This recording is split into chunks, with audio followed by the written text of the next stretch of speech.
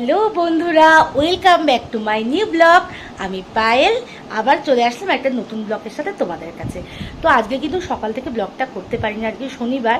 তো আজকে সকালবেলা থেকে শরীরটা খুব খারাপ ছিল আমার আর তোমাদের দাদার দুজনারই। খুব শরীর খারাপ ছিল, এই জন্য ব্লগটা সকাল থেকে আজকে স্টার্ট করিনি। তো শনিবার মানে বিকেলবেলা নৈহাটি চলে গেছে। আর আজকে কিন্তু আমরা তিনজনেই আমার নতুন দোকানে যাব, কারণ আজকে তোমাদের দাদার দোকান কিন্তু আজকে বন্ধ আছে। তো সেই কারণে আমরা একসাথেই সব নতুন দোকানেই বসবো। আমি তোমাদের দাদা আর মেয়েকে নিয়ে যাবো। এই দেখো আমার মেয়েও কিন্তু একদম রেডি, তোমাদেরকে দেখাই। এই যে আমার পাপুসোনা দেখো একদম রেডি হয়ে গেছে। আমার পাপুসোনাকে আজকে দুটো শিং বেঁধে দিয়েছি। আর পাপুসোনা আজকে এই সুন্দর জামাটা পরে নিয়েছে, বলে বাবলে আমাকে মাকে আবার গুটিয়ে দিচ্ছে। দেখো দেখো দেখো, এই পাপুসোনাকে নিয়ে আমরা কিন্তু এখন বেরিয়ে যাবো। এখন প্রায় এই 6:30 বাজতে গেল, ঘড়িটা 5 মিনিট ফাস্ট আছে। তো চলো বেরিয়ে যাই, রেডি হয়ে বেরিয়ে যাই, তারপর তোমাদের সাথে অবশ্যই মেলাটা শেয়ার করি। তো এই যে আমরা পুরো রেডি, যে তোমাদের দাদাও রেডি। আজকে আমরা একসাথে এক দোকানেই থাকবো তিনজন মিলে। আমারও খুব আনন্দ। তোমাদের দাদা আজকে যে দোকান বলতো তোমাদের দাদাও জানতো না, আর আমাকে এখন বললো, মানে আমার কাছেও এটা কিন্তু একদম সারপ্রাইজ। তো আজকে কিন্তু খুব আনন্দ করবো, ঘুরবো ফিরবো, মেলাও একটু ঘুরবো।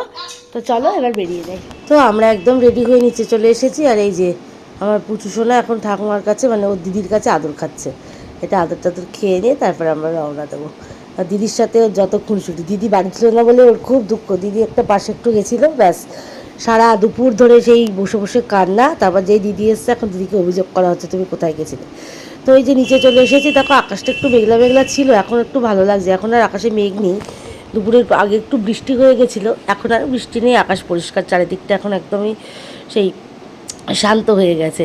বৃষ্টির পর যেমন হয় ঠিক শান্ত হয়ে গেছে। বৃষ্টি হলেই বাকি জল তো শুষে নিচ্ছে তাড়াতাড়ি করে মাটিতে, গরম তো কমছে না, গরম সেই গরমের জায়গায়। তো এই যে আমরা একদম রেডি হয়ে চলে এসেছি দোকানের সামনে। আর এই যে আমাদের দোকানের সামনেই তো মেলাটা বসেছে।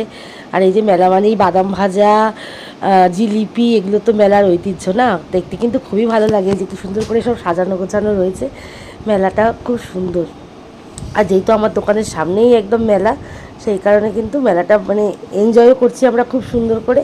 তবে আজকে মঙ্গলবার, আজকে একটু ভিড় হলেও হতে পারে। এই মঙ্গলবার না, সরি, আজকে তো শনিবার, শনিবারে অতটা ভিড় হবে না জানি না। আর গতকালকে বাউল গান হয়ে গেছিলো, গতকালকে ভালোই ভিড় হয়েছিল। আর আজকে কিন্তু অতটা ভিড় নেই। আর এই যে দেখো আমার দোকানের পাশেই একটা নীল আর্টের দোকান আছে। এখানে এই মেয়েগুলো প্রত্যেক দিন কী সুন্দর বাউলস ফোলায়, আমার কিন্তু খুব ভালো লাগে। আর এই যে দাদাটা ফুচকা নিয়ে বসেছে, এই রানাঘাট থেকে এসছে দাদাটা, খুব ভালো, মেয়েকে খুব ভালোবাসে, ছেলে মেয়েকে। এই যে আগে এসে কাকুর কোলে ওর বসতেই হবে, আর কাকুকে প্রত্যেক দিন ছোলা সিদ্ধ, বাদাম ভাজা এগুলো খাওয়ায়, ওই জন্য কাকুর কাছে বসে রয়েছে। আর এই যে এরা বাউলস ফোলাচ্ছে, আমি কিন্তু বাউলস ফোলানোগুলো ভিডিও করছিলাম, আমার কিন্তু খুব ভালো লাগছিলো। আর এই যে কত রকমের ফুচকা দেখো, দই ফুচকা, জেলি ফুচকা, চাটনি ফুচকা, আচার ফুচকা, ভ্যারাইটিস ফুচকা আছে এখানে। আর আছে পাশেই লস্যির দোকান, পাপড়ি চাটের দোকান, এপাশে মোমো। আর এই যে পঞ্চায়েত অফিসের ঠিক সামনেই তো দোকানটা আমাদের।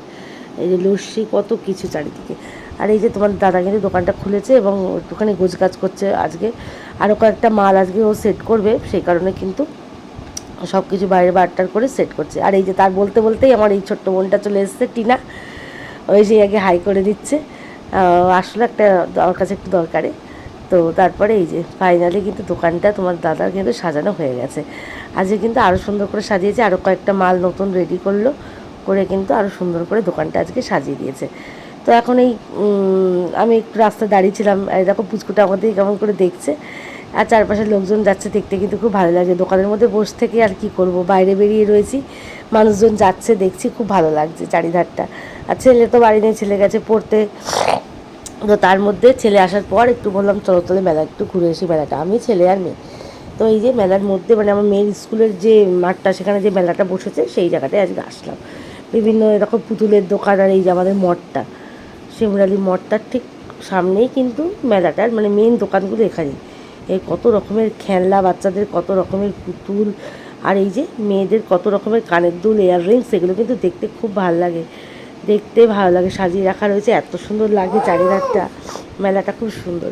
তবে কি এই যে এইখানটা খুব কাদা, বৃষ্টি হয়েছে তো, মাঠটা এমনিই জল পড়লে কাদা হয়ে যায়। আর এখানে তো আরও মানুষের পাড়ায় পাড়ায় আরও কাদার মধ্যে বেশি দূর যেতেও পারলাম না। আর এই যে সবচেয়ে মেন যেটা আমার ভালো লাগে, মাটির পুতুলগুলো দেখতে বীভৎস ভালো লাগে। মাটির পুতুল আমার খুব শখ, বিভিন্ন ধরনের মাটির পুতুল কিনে আমি কিন্তু সাজিয়ে রাখি, আমার খুব ভালো লাগে, কত রকমের শোপিস কত কিছু। তো আজকে এমনি কিছু কিনিনি, শুধু মেয়েকে একটা বাঁশি কিনে দিয়েছি। তো তোমাদের দাদার সাথে আমি আরেকদিন আসবো, ইচ্ছা আছে আরেকদিন এসে একটু কিছু মাটির জিনিস কেনার, কারণ আমার ওটা খুব শখ, মাটির ছোটোর থেকেই মাটির জিনিস খুব ভালোবাসি। আর এই যে বাঁশি নিয়ে কিন্তু দোকানে চলে এসে আমাদের উপর অত্যাচার করছে বাঁশি বাজিয়ে বাজিয়ে, আমি আর ছেলে তো অতিষ্ঠ হয়ে যাচ্ছিলাম। তো এই জাস্ট দোকান থেকে বাড়ি চলে আসলাম, চোখ মুখের যে অবস্থা হয়েছে গরমে আর কিছুই ভালো লাগছে না।